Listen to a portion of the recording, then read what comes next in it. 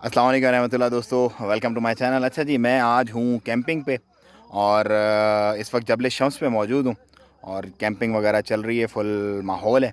और मैं बड़ा हैरान हूँ कि मैं जब दिन में निकला था तो 42 डिग्री सेंटीग्रेड छोड़ के निकला था मस्कत में, 42 डिग्री सेंटीग्रेड।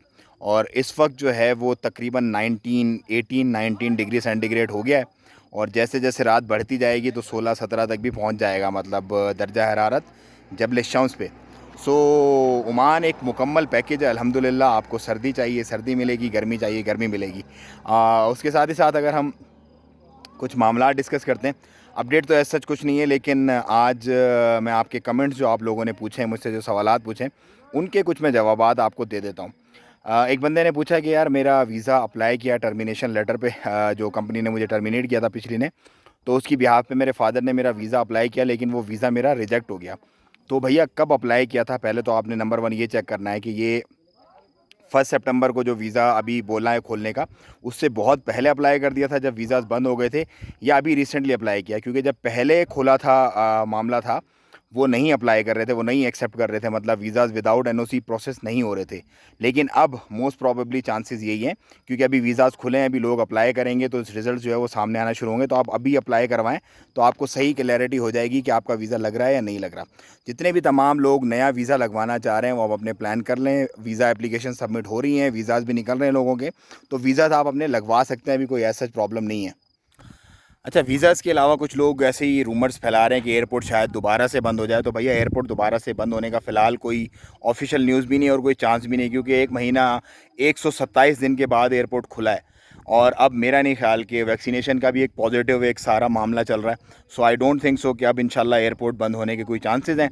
जितने लोग महंगी टिकट नहीं लेना चाहते, मैं तो उन्हें ये रेकमेंड करूँगा थोड़ा रुक जाएँ, थोड़ा आराम से आ जाएँ। इंशाल्लाह टिकट के रेट वैसे ही दोबारा कम हो जाएंगे और आपको इतनी टेंशन और इतनी परेशानी लेने की ज़रूरत नहीं पड़ेगी। वरना आप वाया फ़्लाइट लेके आ जाएँ जो दूसरे ममालिक के थ्रू आ रही हैं।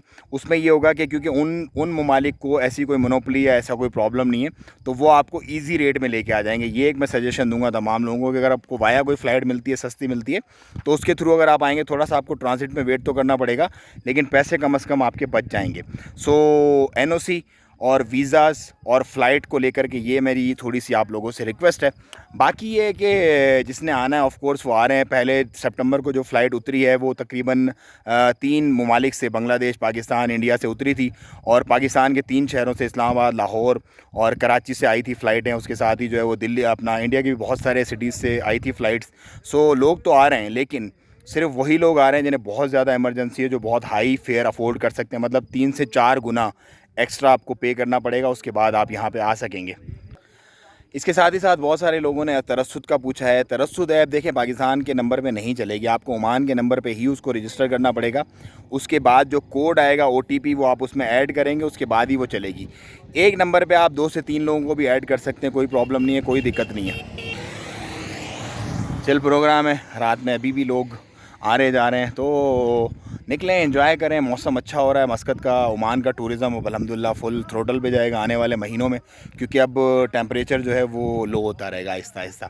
सो ये थी कुछ अपडेट्स और कुछ हाल अहवाल आप लोगों से। मुझे दें इजाज़त, दुआओं में याद रखें अपना और अपना का बहुत ख्याल रखिएगा। अस्सलाम वालेकुम रहमतुल्लाह।